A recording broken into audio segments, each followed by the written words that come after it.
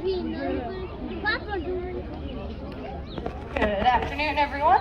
My name's Jill, and I'd like to welcome you all here to the Fresno Chapter Zoo and the Winged Wonders Bird Show. So what we'll be showing you today is a free flight natural behavior bird show, and that just means that we don't clip any of our birds' wings, so they are all fully capable of flight, and many of them will be flying in the show in one way or another. That also means that throughout the show you could have birds flying right over the tops of your heads, so we have a couple of safety rules out here. The first is that we ask that everyone try and remain seated throughout the show. If you do need to leave, that of course is totally fine, but if possible, try and wait in between routines and try and exit away from the sidewalk towards the back of the hill. Just keep your eyes open for any flying traffic. We also ask that everyone keep your hands down throughout the show. Again, birds will be flying around all over the place. Some of them like to fly extremely close. They're all really delicate, and some of them have some sharp edges too. So if you keep your hands down, they will actually fly that much closer. And last but not least, I know it's pretty toasty out here, but this is a mask zone, so we ask that everyone wear their masks throughout the show. That'll allow keepers to get out into the audience, get some birds flying nice and close, and keeps the birds, keepers, and everyone out here safe as well. We really appreciate that. All right, so I think having said all that, we can officially get underway here. We are going to be showing you birds from all over the world, but we're actually going to get started with a bird found right here in the Americas. This is a bird found in the desert Southwest. It is a type of bird of prey called a Harris's hawk, and ours is named Ripley. He also really likes to fly close, so a great reminder of those rules again. He will get extremely close to some of you. There he goes. Very agile little bird in flight. Now, these guys are unique among birds of prey because they live in hunted family groups and colonies. And that's something other birds of prey pretty much don't really do. These guys found that working together in groups allows them to take down prey items that are quite a bit larger than any one individual bird this size would normally be able to handle. So a bird Ripley's size would be things like rats and mice and gophers, ground squirrels. It's actually really good for rodent control. But working together in groups, they can actually take down prey items as large as jackrabbits. And it's really beneficial for living out in those deserts where prey can be kind of scarce. Ripley, you are speedy today. Excellent job. We'll see you later. Nice flying. Again, he's our little Harris's hawk. Great job there, buddy.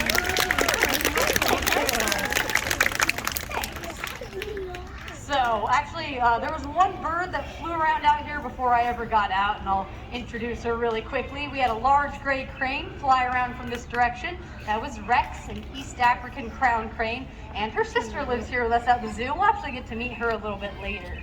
But before we go on, I actually really need to wipe my hands off because Ripley eats Mises pieces, if you know what I mean, and they're pretty gooey. I actually have a very excellent stage hand that will help me out. You want to bring me out a paper towel, Alex? That'd be awesome. My hands are very gooey. Hey, awesome work there, buddy. Thank you, sir. Great job. That was great work, Alex. We'll see you later. Thank you. So he's an African white-necked raven, and we actually have his sister here with us as well. So another bird we'll get to meet in just a little bit. But now we're gonna go to a different kind of meat eater. So Ripley is a carnivore, but he's a predator. He's gonna be out there hunting things. This next carnivore we're bringing out is a scavenger. So he's not gonna be looking for stuff to hunt. He's just gonna look for dead things. And this type of bird is a vulture. He is a black vulture, more specifically. And I'm joining you guys out in the audience for him because he also likes to fly really close. It's pretty fun to see. So our black vulture's name is Beetlejuice, and he got that name because when he was a chick, he had long, wispy white feathers all over his head, made him look kind of like that Beetlejuice character. So we like to summon him out like you would in the movies. If you've seen those movies, you know you got to say his name 3 times to get him to come out. So that is what we're going to do in just a moment. I'm going to count to 3, and if you'd like, you can feel free to join in with me. I'm sure it'll work that much better. All right, ready?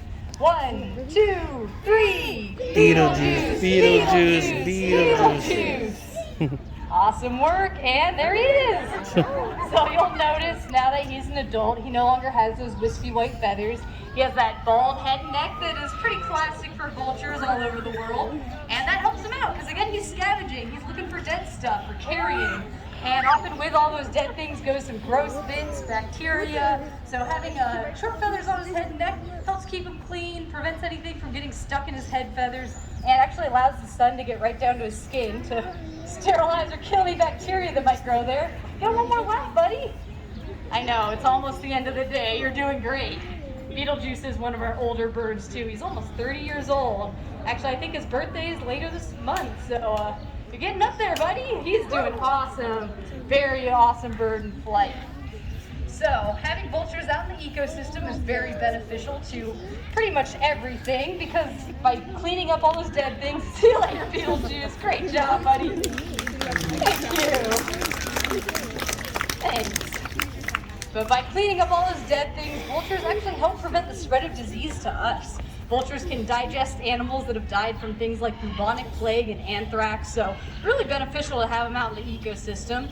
Unfortunately for vultures, a lot of them aren't doing quite so well out in the wild. It's due to a variety of reasons that are associated with dead things. They often eat lead, unfortunately, but about 16 of the 22 species are threatened all live to critically endangered. But vultures like black vultures are doing quite well. They're over on the East Coast, the Caribbean, South America, not threatened in any way. And our own equivalent vulture, the turkey vulture, is also doing really well. You've probably seen them flying around here. They have that bright red head. They're pretty large too. But California also has a different kind of vulture that is actually a really cool conservation success story. And that's the California Condor. Not that long ago, they got down to just 22 individuals, so kind of scary. But thanks to conservation programs, zoos, and people like yourself supporting all those, we are back up to right around 500. Half of those are out in the wild. They're in places like Big Sur and Pinnacles National Park. And actually within the past couple years, they've been moving over into places like Sequoia National Park. So huge news for those guys. And again, that's thanks to people like yourselves. So you guys deserve a round of applause or a pat on the back for that, because having California condors back out in the skies is pretty amazing. Really nice conservation success story. So I told you about our little friend, Alex, having a sister here with us as well. Now we've pretty much gone through our meat-eating birds. I'm gonna wipe my hands off here one more time. Now that I got this nice gross paper towel, I'm gonna get the help of Isabella, or Izzy for short, our other little African white-necked raven. She's very environmentally conscious. Hi Izzy, you wanna help me out with this? There you go. So she's going to demonstrate something that we can actually all do to help keep the environment clean and save wildlife, which is simply taking trash and putting it where it belongs. Where's that go, Izzy? They're all watching. Big stretch goes in the trash can. Great job. Awesome work, Izzy. Thank you. Again, she's an African white-necked raven, super intelligent little bird. And I know I said this was a natural behavior bird show at the beginning of the show. Probably not going to expect to see too many birds out there throwing trash away, but it is an adaptation of a natural behavior that birds in the corvid family will do. So that includes crows and jays and magpies as well as ravens. They will do something called caching, and that pretty much just means that they take leftovers and hide them for later. They'll remember a lot of different cache locations and actually what they hid and oftentimes how long it's going to be good for, so they can remember when to come back to that for later. So pretty excellent example of how intelligent those birds are, and you can see how we adapted it for the show. So we're going to stick around in Africa with this next bird. Actually, it's our other sibling pair. We have the cranes here. They're actually hatched right here at the bird show about 26 or 27 years ago now. And we're going to be meeting Rex's sister, Sarah, here. So these guys are called East African crown cranes, and you can kind of see where they get that name from. She does have a really beautiful golden tuft of feathers on the top of her head, and it's thought that those might aid her in camouflage. These birds are omnivores. That just means they'll eat pretty much anything, meat and veggies, and they spend a lot of time foraging for food in the grasslands of Africa. So it's thought that maybe that crown of feathers helps aid them in hiding out in those grasses, but it also might just be for display as well. We're actually not entirely sure. But these birds are out there foraging for things like grasses and seeds and grains, but also bugs, snakes, lizards, fish, amphibians, rodents. It is all on the menu for these guys. They're very opportunistic feeders, and they usually won't pass up anything they can get their beaks on. They're also very social out in the wild. They live in pretty large flocks, and they'll do a pretty cool dance with each other. The whole flock will get jumping up and down, opening their wings, bobbing up and down. Pretty cool to see. And they also have these nice little white cheek patches. They're, or at least Sarah's are nice and white right now because she's pretty calm. She's been doing this routine for a long time. But if she were either agitated or excited, super happy, or anything like that, any heightened emotion, she can flush those with blood and basically blush, turn them bright red. So lots of really cool communication behaviors with these birds.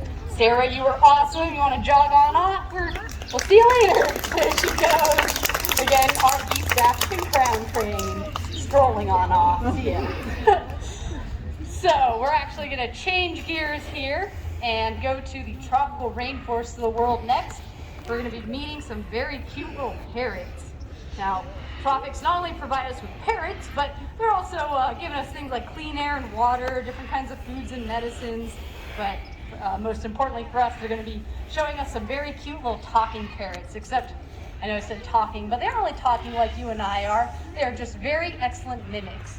They often learn to copy the sounds they hear most in their environment, so that means out in the wild, parrots are going to copy the sounds of other birds, other types of animals, and most importantly, their flock mates. This actually really helps strengthen social bonds, and some species of parrots have kind of a local dialect. But when they live with us in our homes, they hear all of our house sounds the most, and we're going to end up with parrots that are copying car alarms beeping, or dogs barking, or us talking. And coming on out with the first of our very excellent little mimics is Haley. Everyone, hope you guys are having a great day. I know it's a little toasty.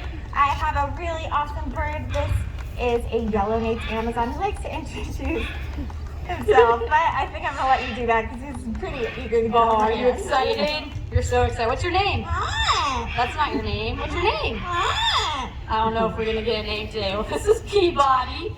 Want to try one more time? What's your name? That's not your name either. So you did just give it away. We do have another parrot back there. Actually, another yellow-naped Amazon, and her name is Gabby. And here, you want to call her out one more time? She's not a cat. You want to try that again? You call Gabby. You call Gabby out. Is that self-commentary? You are very silly. All right, let's start all over. Do you want to say hi? Very nice. So, you want to call our friend Gabby out? Oh, you're still chewing. I got you all mixed up. You call Gabby? You call Gabby? Oh boy. All right. I think she's like, I already said it. All right. Well, I guess whenever you're ready, Gabby, you can come on out. You're so excited, Peabody. Oh, there she is. Now what do you say to her? You say hi? All right, Gabby, and what do you say to Peabody? Hello. Good job. These birds are pretty silly. They're making some really interesting sounds that they've mimicked from their environment. They've been around for quite some time. These birds are in their 30s, and they're going to live to be in their 40s, maybe even their 50s. And these birds have lived on a farm at one point in their life, which means they make some pretty interesting sounds. Let's see if Gabby wants to show off her chicken. You do chicken? Oh, nice video there. Do you want to show them your horse? Oh, Peabody does a nice little horse too. So on the farm, you do usually find a lot of cats, and we haven't figured out why a bird would ever want to do this. And you already gave it away, but do you want to call the cat one more time? Nicely done. So brave, Peabody. Very brave bird. What do you think? Did it work? What do you see out there? Did it work? I did see a kitty cat. You got the giggles about that. Just everything's funny today, huh? So in those 30 years, they have learned some pretty interesting musical talents. Gabby here does a really fun song that she's worked really hard on. So we want to make sure that once she sings her song, we give her a big round of applause to make sure she knows we think it's pretty awesome. You want to do your song, Gabby? Good job, Gabby. Oh boy, Peabody. So Peabody does have a song that she likes to sing as well, and you're just hamming it up over here. All right, we'll see if anyone out here recognizes this one. Do you need to clear your throat first? All right, can we hear your song?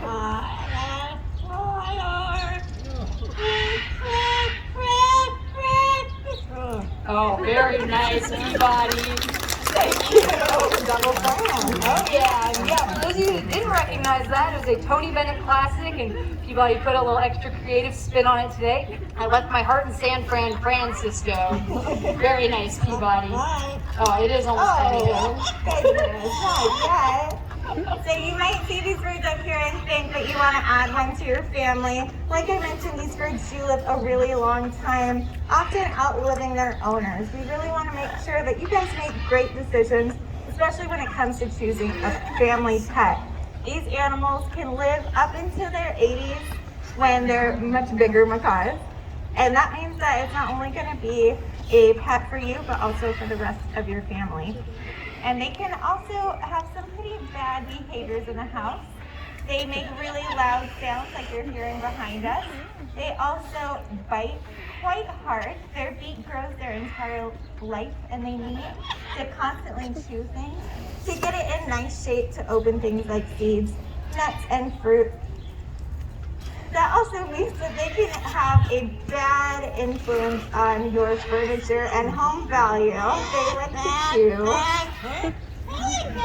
That's pretty bad and silly. We don't like when they chew on stuff, but it's important for them to stay nice and healthy. These birds also go to the bathroom about every 15 minutes, so that's a lot to clean up. What Nothing. else? I thought you had the giggles today. Oh, you're frozen. What happened? I ran out of batteries on my parrot here. Oh, goodness.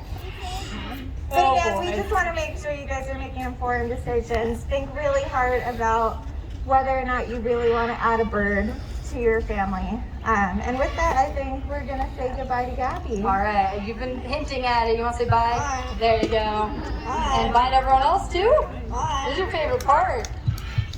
Peabody does like to say goodbye to each and every person out here, so I know it's nice and toasty out, but if you speed up, we can get through this, Peabody. Keep going. There you go. You're on a roll now. Oh, I spoke too soon. All right, let's just do a couple more. One more? Can you give him a kiss?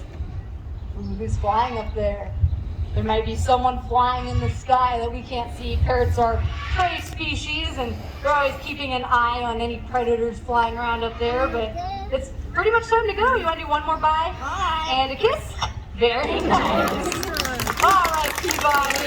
With that, we will say goodbye to Haley and Peabody. Thank you. And actually, before we go on with the show, there are some quick introductions to make, since obviously I'm not out here doing the bird show by myself. Did just meet Haley, but also running around all over the place, making the bird show happen like it's supposed to, are Elena and Krista. Big round of applause for both of them. There they go. Thank you. And we'd also really like to thank and recognize all of you just for being here at the zoo today. You are actually really helping out with animals all over the world just by visiting. Kind of mentioned that California Condor project earlier and how they basically got back out in the skies because people were supporting conservation programs in zoos. So you are actually helping out with those birds still. That project is ongoing. It's been going on for about 30 years now. But not only are California condors benefiting from you visiting, but all sorts of other animals as well, including tigers and elephants and orangutans. So lots of animals are benefiting just by you visiting. But you don't have to just only support your local conservation groups. There are lots of other things we can do in our everyday lives that really help out animals all over the place. Simple things like throwing trash away like Izzy showed us, or reducing, reusing, and recycling, shopping wisely. These really help out animals like blue and gold macaws. This is Chloe, and this is a type of parrot found in the rainforests of South America. A really beautiful bird. I'll also be hanging out with one of our cranes out here. I believe this is Rex coming back on out, so you can say hi to her too. We do have a donation box hanging out here at the end of the show, and anything you do drop into that does go directly to conservation. It helps out with things. Actually, really happy about this recent one that we've been working on, which is sea turtles in Texas that were really heavily affected by that deep freeze that happened a couple weeks ago. And it's hard to imagine on a day like this, but again, thank you guys for that. We really appreciate you helping out with turtles and all sorts of other animals around the world. But most of all, we do like to remind everyone that this earth really is our only home, and it is up to all of us to protect it for future generations, not just for ourselves, but for all the different plants and animals that we share this planet with, and that our survival on this planet depend upon as well. You've been a wonderful audience out here today. We do ask that you remain seated for just a moment at the end of the show so everyone can get out in a nice, safe, and socially distant manner. Please look to our conservation interpreters to get you out in that way. We really hope you enjoyed the show, and most of all, enjoy the rest of your day here at the Fresno Chappie Zoo. Thank you.